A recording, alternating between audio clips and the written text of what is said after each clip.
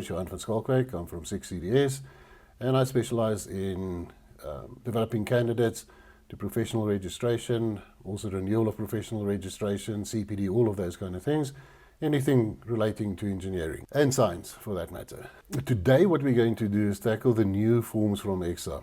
They have created a new version. There's some serious updates that you need to be aware of, and I'm going to take you through that. Also, please remember, here's my email address and my cell number if you need to get a hold of me.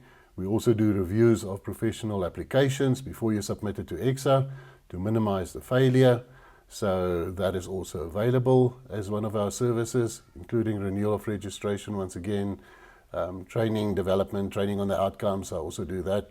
So all of these services are available for you, and it's also on our website. So let's get into the documentation and let's see what's the deal. You're not allowed to email your application to ECSA anymore. You're also not allowed to send it via hard copy. You have to go to the ECSA website. Here it is, exa.co.za. You have to go to the ECSA online login. So if you click on that, it will take you to this page here. Now, if you don't have a login yet, then you go to create a new portal account. Now, this new portal account will then allow you to log in and to upload your documentation for application for professional registration. Then you create a new portal account.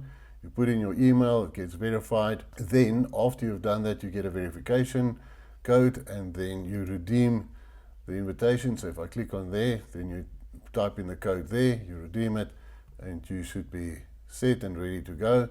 If you've got a password already, then you go to the sign in, and you put in your username and password, and you would be able to log in. Right, so that's now the new process. Let's start from the top. If you see there at the top it says 01/06/2024, then you know that is the effective date. This is when this document came into effect. So the next review date's in 2028, but in my experience, ECSA changed this all the time. But I'll see if I can't keep updated on a regular basis so I can give this information to you. And if there's new changes, I'll let you know or create a new video. But let's go through this quickly. So we know now that's the effective date, so make sure that you download the latest documentation. Your first page, AN1.1, is general information. Basically straightforward administrative information, same as the previous one or previous version. Then you've got your qualifications in there. Scroll down, belonging to a voluntary association, all administrative stuff, all self-explanatory. Point number 6, take note, referees. You must have at least 2 referees, and they must be professionally registered.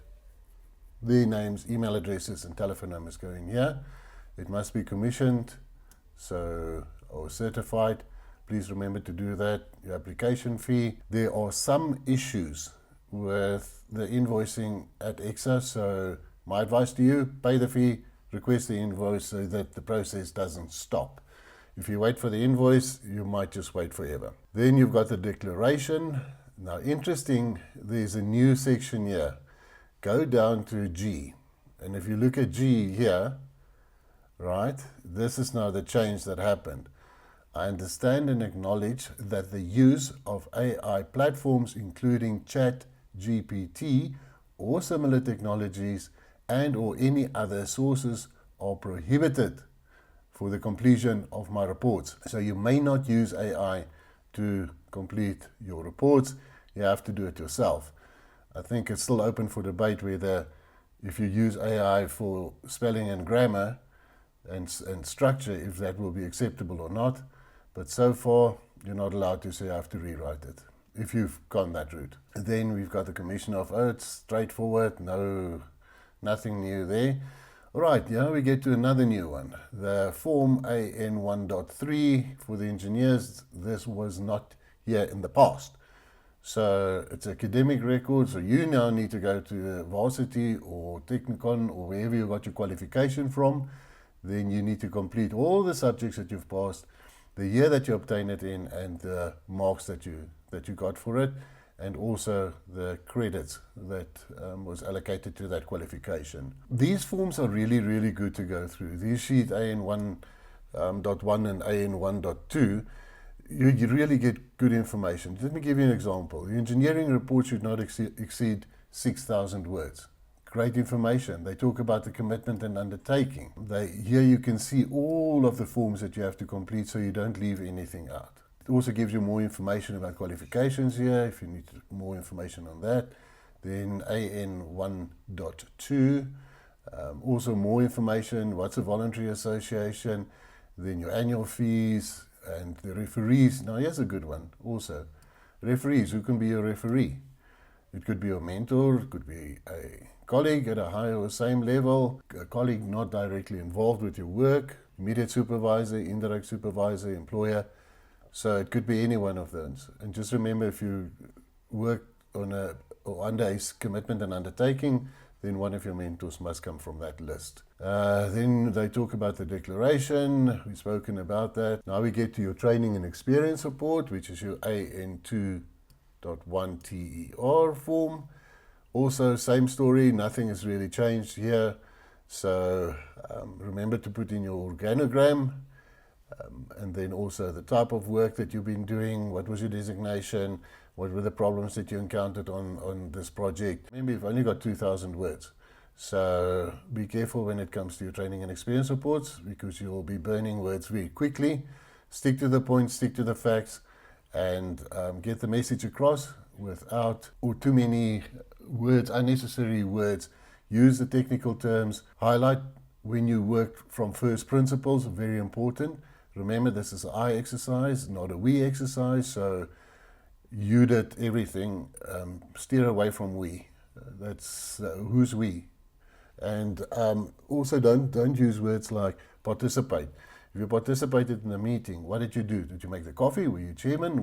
What? So be specific. Then you've got the training and experience outline. Now remember, your outline is only necessary when you've got 10 or more years experience. So if you've got 10 or more years experience, then you complete this form. This form is a bullet point form that you completed in, and a brief description. To give you an example, say for instance you've been working for 10 years, so your TEO will cover the first 7 years in a bullet point fashion, explaining what you did. Then your TERs will be from the last 3 years, so that will be 8, 9 and 10. And you focus heavy on the last 3 years. And remember, you have to operate on level E to become a professional engineer for at least a year. Then we get to the AN2.3 TES. You should also be aware of this document. Very straightforward. Period. Well, let's talk about periods quickly. There are certain categories which the periods fall into. To give you an example, you'll see it on the screen as well. That is the start and end of a project, when you change your company to a different company, when you get promoted or your job scope changes, then you document that as well. If you should be off sick for a long period of time, or take leave of a long period of time, that will also constitute to a period. Date from, date to, number of weeks work, employer, position held, and subject and type of work. The number of weeks worked, there are only 52.14, something like that, weeks in the year. If you go over that, then it means that you can't calculate the number of weeks in the year, which means that the reviewer is going to throw it out and say you cannot do mathematics. Please stick within those boundaries. If you work on multiple projects at the same time, then rather work on a yearly basis or specific periods pertaining to the longest period in that time. You can use it like that, structure it, but don't add them up, please. Your application will be thrown out. Once again, we get the sheet AN2, also very, very good information that you can go through. This is not pertaining to your training and experience report, by the way. There's your organogram, and it will explain to you that you should aim for 2 levels above and 2 levels below. But look, if you end up on level E, then you most probably will be quite high up already. The nature of the training or experience that you've gained, the nature of the problems that you addressed, documentation, reports, presentations, all those kind of things that you've done. Management of materials, you see how the outcomes are coming out here. Your communication skills, meaning interaction with the client, stakeholders, and other disciplines, health and safety considerations. Remember, that's a big one as well. It's in the training that I do. There's a whole episode on that. And then also if you've done any courses during that time. So that's the information sheet. Now you get the AN3, your engineering report. This is the interesting one. So this is where you explain where you started off and where did you end, and how did you go from level A, which is exposed to the environment, all the way to level E, where you take full responsibility for your projects. And during this time, you cross-reference through your training and experience reports. You've only got 6,000 words, so use them wisely. The self-evaluation, this is where you put in the groups of the outcomes that you've covered. So is it a complex engineering problem? That's a CEP. Is it outcome number 1, 2, 3, 4, 5? You list this here, and did you operate on level A, B, C, D, or E? That goes into this bit here. That's your engineering report. Here's the explanation on what you should do with your engineering reports, AN3. You can go through it, and it will basically tell you what I've just told you. The report should be between 5,000 and 6,000 words. Yes, I get the question, what happens if you go over? It's fine, just don't go like crazy. Maybe 100 or 200 will be fine, but another 1,000 is not going to fly. So you can use diagrams, tables, all those kind of calculations, illustrations. You can do that as an annexure to your application. Then you've got your AN4 IPD, that's your initial professional development. This is not CPD. CPD is only for professionally registered people who needs to do the renewal of their professional registration. So please take note of it. This is not CPD, it's IPD, Initial Professional Development, which means non-CPD validated courses counts here. That is in-house training, webinars that you go to that's not been validated. The difference now on this sheet, they have got engineering courses, management courses, and computer courses. So they've broken it down. That is different from the previous document. Then you have got your AN5, that is your referee report. So your referee needs to complete the report as well. What's interesting here is your mentor will give you a rating and the reason for that rating. Just be aware of that, and they need to also send this separately to ECSA. Here's the guidelines for the referees so that they also know what's going for what. Here's the codes that I was talking about. The applicant consistently demonstrate competence. So those kind of things go, if I scroll back to the top, goes in here, in that block there. Now, they have brought in another document.